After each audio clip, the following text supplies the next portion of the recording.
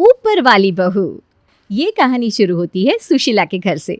जब सुशीला बहू थी तब भी वो अपने दिमाग के आधे पैदल होने के कारण कभी इधर बजती थी तो कभी उधर बजती थी। पर अब तो वो सास बन चुकी थी। पर ज्यादा कुछ बदलाव सुशीला में अब भी देखने को नहीं मिल रहा था। सवेरे सवेरे आधी नींद में अपने कमरे से फोन पर बात करते हुए निखिल बाहर आता है। इसमें मैं क्या बोलूं दिव्या, तुम मम्मी से बात कर लो ना। मैं मम्मी से बात कर रही हूँ।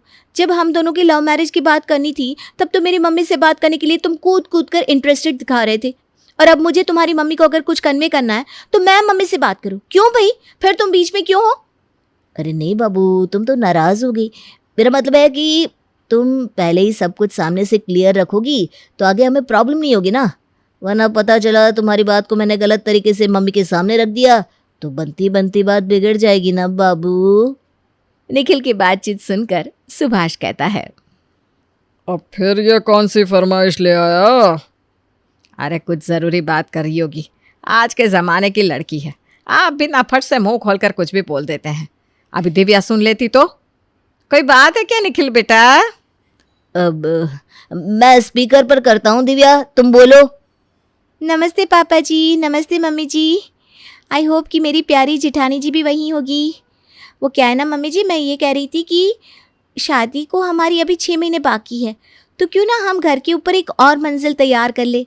मतलब मुझे तो ऑफिस जाना होता है, आप तो जानती है कि ऑफिस है तो कभी बॉस तो कभी ऑफिस के लोग तो घर पर आएंगे ही। मैं नहीं चाहती मेरे कारण आप लोगों को प्रॉब्लम हो या लेट नाइट मीटिंग के कारण किसी की नींद डिस्टर्ब हो। अभी सही से आई भी नहीं और अभी से घर के बंटवारे की बात शुरू कर दी चुटकी ने। तू फ़ोन लेकर जा कमरे में निखिल, हम बात करते हैं आपस में इस बारे में। और जैसे ही निखिल अंदर जाता है प्रियंका कहती है, आपको समझ में आया मम्मी जी? क्या कह रही थी आपकी छोटी बहू दिव्या? तो क्या मैं तुझे अनपढ़ गवार लगती हूँ? अपने ज़माने की बीए हूँ मैं, वो भी फर्स्ट डिवीज़न से। नहीं समझी क्या मैं वो क्या कहना चाह रही थी? बात तो उसने बड़ी गंभीर कर दी है सुभाष जी, वो भी शादी के पहले ही। ये हुई ना बात। आप तो बहुत जल्दी समझ गई मम्मी जी। एफडी तुड़वानी पड़ेगी तब जाकर दूसरी मंजिल खड़ी होगी। सोच तो बड़ी अच्छी है दिव्या की कि हमें तकलीफ ना हो इसलिए दूसरा फ्लोर बनवाने को कह रही है, और क्या ही चाहेगी हमारे लिए वो। ये सुनकर ना मेरा तो मन बाग बाग हो गया। बताइए बहू आई नहीं कि घर पर एक नया मंजिला बन रहा है। शुभ तो है मेरी निखिल की पत्नी के पैर। मम्मी जी यही समझिए आप। तो और क्या समझना है? तो जा अपनी रसोई संभाल। और घर पर शुरू हो जाता है दूसरा मंजिला बनने का काम। ये क्या बात हुई भाई? नए मंजिले में रहेगी छुटकी और ऊपर हो रहे काम के कारण प्रॉब्लम झेलूं मैं। पूरी रसोई में सीमेंट हो रखा है, दिमाग भी खराब हो गया है। अरे मुझे क्या, मैं क्यों फिक्र कर रही हूँ? मम्मी जी को ही बनवाना है ना दूसरा माला, तो वही खाए इस धूल मिट्टी के खाने को। और गुस्से में प्रियंका वही खाना सभी को परोस देती है। खाना देखते ही निखिल उठ खड़ा होता है। खाना आते ही कहाँ चल पड़ा तू? वो पापा ऊपर काम हो रहा है ना, तो खाने में तो धूल मिट्टी गई होगी, इसलिए दिव्या ने मेरे लिए खाना ऑर्डर कर दिया था, वो आता ही होगा, मैं वही खा लूँगा। ये कहकर निखिल कमरे में चला जाता है और बाकी सभी को वही खाना खाना पड़ता है। पर इस पर सुशीला कुछ नहीं कहती। जैसे ही खाना खत्म होता है वो सीधा कमरे में जाकर अपनी बहन मंजू को कॉल लगाती है। अरे सुशीला, तेरा तो घर बन रहा है। देखा, मैंने बताया था ना, पंडित जी ने कहा है कि इस साल नया घर बनने का शुभ योग है तेरी कुंडली में। अरे क्या मंजू, काहे का नया घर? काम ऊपर होता रहता है और नीचे हर तरफ कचरा पड़ा रहता है। क्यों, तेरी बड़ी बहू काम नहीं करती क्या? बोल उसे सफाई करने को। अभी तो जवान पड़ी है, अभी क्यों करे काम चोरी? अरे नहीं, ये बात नहीं है। ऐसा नहीं है कि वो काम चोर है, जितना होता है करती है। सुबह उठकर एक बार झाड़ू पोछा कर देती है, उसके बाद शाम को भी करती है, फिर वही बर्तन धोना, कपड़े धोना, हम सबका 3 वक्त का खाना बनाना। पर अभी तो ऊपर का माला बन रहा है तो पूरे घर में धूल मिट्टी रहती है। अब देखिए तो खुद के समझने की बात होती है। जब वो 2 बार झाड़ू पोछा कर ही देती है तो 2 बार और कर दे तो इसी बहाने घर तो साफ रहेगा। हाँ, बात तो सही है तेरी। ऊपर से खाना बनाया आज बड़ी बहू ने। अरे क्या बताऊं, खाना खा रही थी मैं या कोरी रेत, समझ में ही नहीं आया। ये मेहनत तो करती है पर बुद्धि इसमें रति भर की नहीं है। एक तरफ प्रियंका, एक तरफ मेरी नई बहू दिव्या इतनी होशियार कि क्या बताऊं। अपने पति के लिए उसने पहले ही खाना बाहर से ऑर्डर कर रखा था। बस अपने पति के लिए खाना ऑर्डर किया, तुम लोगों के लिए नहीं। अरे वही तो, तू ही देख दिमाग की इतनी तेज है दिव्या बहू।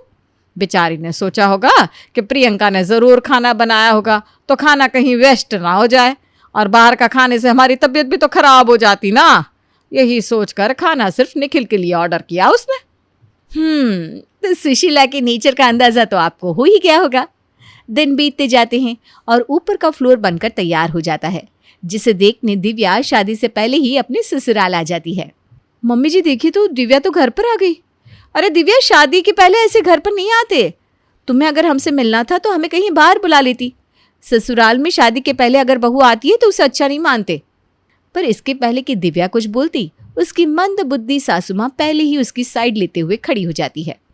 वही तो, बहू दिव्या ने तो मुझे पहले ही फोन कर दिया था कि वो आ रही है, और हमारा घर तो ऊपर के मंजिले पर बना है ना, तो दिव्या तो वहीं रहेगी।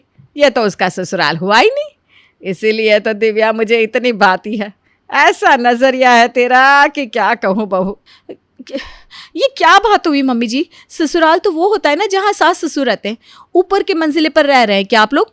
और अगर ऊपर फ्लोर बना भी है तो उसमें दिव्या रहेगी, ये किसने तय किया? शादी के बाद 2 साल नीचे मैं रही हूँ, उस हिसाब से 2 साल नीचे दिव्या को भी रहना चाहिए। और जहाँ तक रही उसकी मीटिंग के कारण आप लोगों के डिस्टर्ब होने की बात, तो आप लोग मेरे साथ ऊपर ही रहिएगा।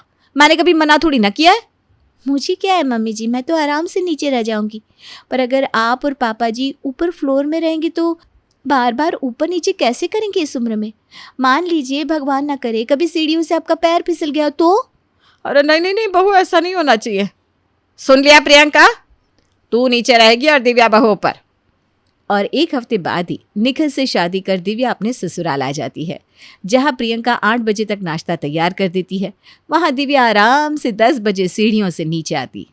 उठ गई बेबी, तुम बैठो, मैं कॉफ़ी ले आता हूँ। मेरे रहते तुम्हें काम करना पड़े तो फिर मैं यहाँ क्यों हूँ निखिल? वही तो निखिल, अब तो तेरी बीवी आ गई है, अब तू आराम से बैठ, सब कुछ कर लेगी दिव्या। हाँ भाभी, करना ही है। और बताइए मम्मी जी, क्या खाएंगी आप? चलो, किसी ने तो पूछा। मम्मी जी की यही बोली के कारण आज उनका कोई रिश्तेदार इनके मुंह नहीं लगता। सुबह ही तो खिला पिलाकर बिठा दिया और कह रही है अच्छा है किसी ने तो पूछा। अब क्या कलेजा काट कर रख दूं मैं? नाश्ता तो किया है ना मम्मी जी आपने, फिर आप ऐसे कैसे कह रही है किसी ने तो पूछा? क्या मैं पूछती भी नहीं हूँ? दिन भर तेरी तारीफ करते करते मेरा मुंह सूखता रहता है, पर तब तो कुछ नहीं कहती तू। अब अगर कुछ कह दिया तो बात पकड़ लेगी हैं? इस तरह से बात हमने पकड़े होते ना, तब तो चल गई होती घर गृहस्थी। इनकी माँ तो इतना टेढ़ा बोलती है कि क्या कहूँ, पर हमने कभी पलट कर कुछ नहीं कहा। पर नहीं, मैं ही पागल हूँ जो कुछ भी बोलती रहती हूँ। बेटे अपने काम में रहते हैं, बहुएं अपने। अकेले बैठे बैठे अब दीवारों से बातें करना सीख लूंगी, वही ठीक है मेरे लिए। क्या प्रियंका, सुबह सुबह मम्मी को रुला दिया तुमने? दिव्या किचन में जाती है और 2 सेकंड में ही वापस बाहर आती है। ओ माय गॉड, ऐसे किचन में कोई कैसे काम करे? पूरा किचन बिखर रखा है भाभी ने। कहाँ मैंने सोचा था सभी के लिए पूरी भाजी और क्या क्या बनाऊंगी, यहाँ तो चाय बनाना भी मुश्किल लग रहा है। मैंने आपको पहले ही बता दिया था मम्मी जी कि गंदे किचन में काम मैं नहीं कर सकती। जा प्रियंका, छुटकी बहू को 1 कप चाय ला कर दे दे। अरे अभी तो आकर बैठी हूँ मम्मी जी, अगर चाय देना है तो देवर जी दे देंगे दिव्या को। यही तो बात है ना बहू, तो बात बात पर अकड़ जाती है। अगर ऐसा ही तेरा नेचर था तो तुझे शादी के बाद बताना चाहिए था, जैसे कि तेरी देवरानी ने मुझे बता दिया था। शादी के पहले ही दिव्या ने मुझसे कह दिया था कि किचन अगर साफ नहीं रहेगा तो वो काम नहीं कर सकती। निखिल किचन में जाकर दिव्या के लिए कॉफ़ी बनाकर लाता है। दिव्या कॉफ़ी पीकर फौरन जाकर तैयार हो जाती है।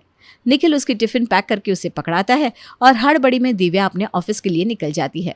और यही पैटर्न चलता रहता है।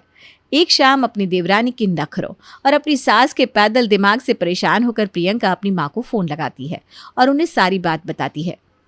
अब मैं क्या करूँ मम्मी, मेरी सास को तो आप जानती हैं, उनकी आंखों पर किसी के लिए पट्टी बंध गई सो बंध गई।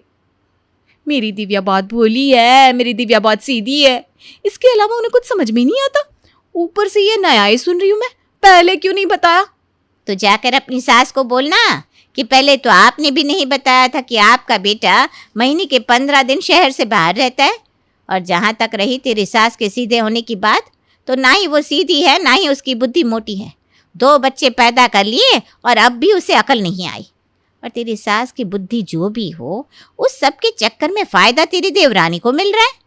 मान लिया अगर वो नौकरी कर भी रही है तो उसकी नौकरी के पैसे से तुझे तो कोई फ़ायदा नहीं होने वाला। अब देवर की शादी हो गई है तो तू क्यों उसके 3 वक्त का खाना बनाए।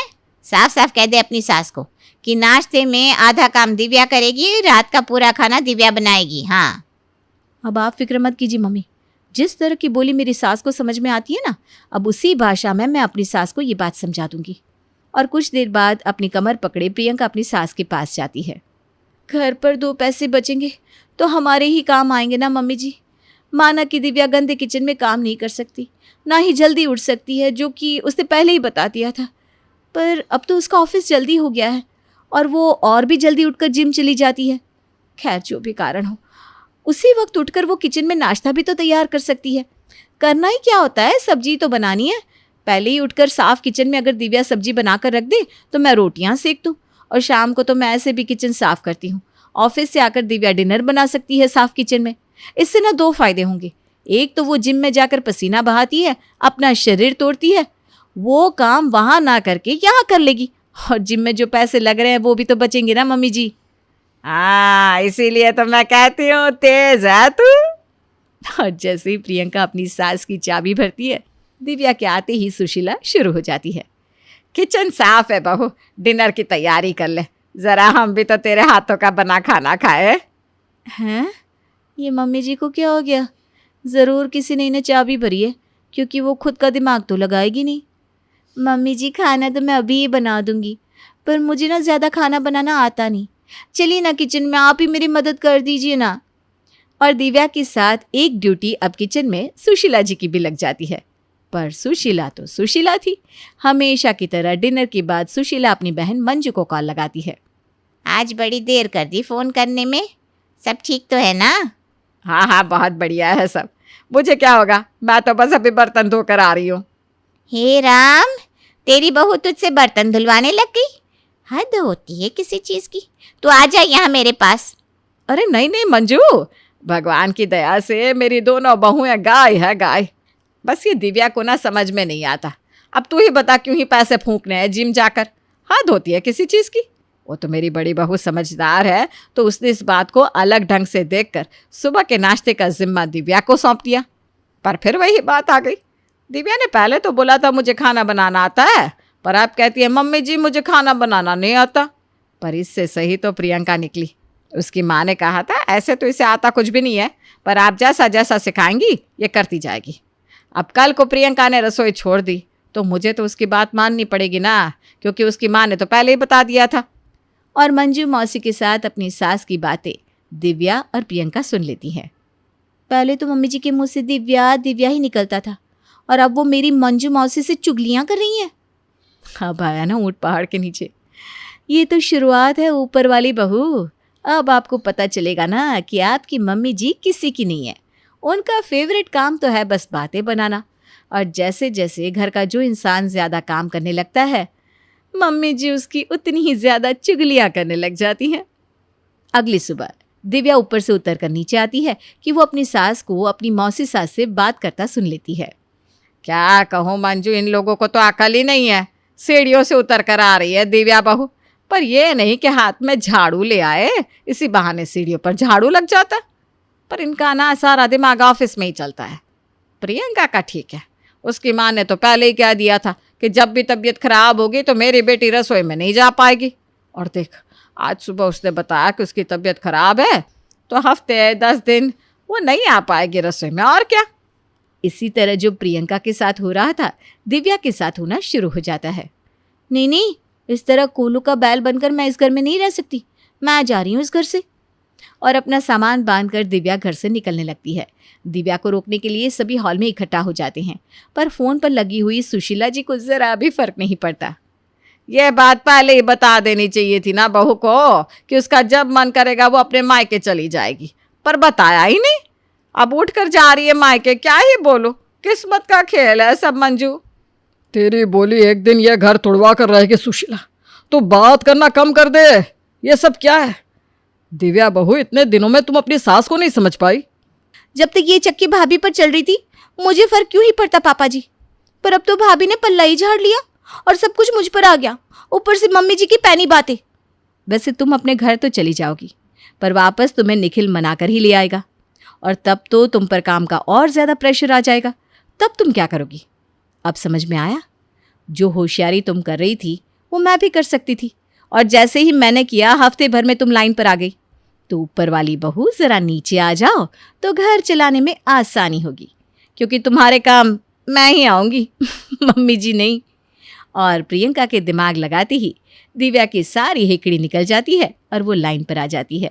और उसके बाद दोनों बहुएं सुशीला जी को ही ऊपर की मंजिल पर शिफ्ट कर देती है, ताकि मंजू मौसी के साथ हो रही बातचीत उनके कान पर पड़े ही ना, और साथ मिलकर घर संभालना शुरू कर देती हैं।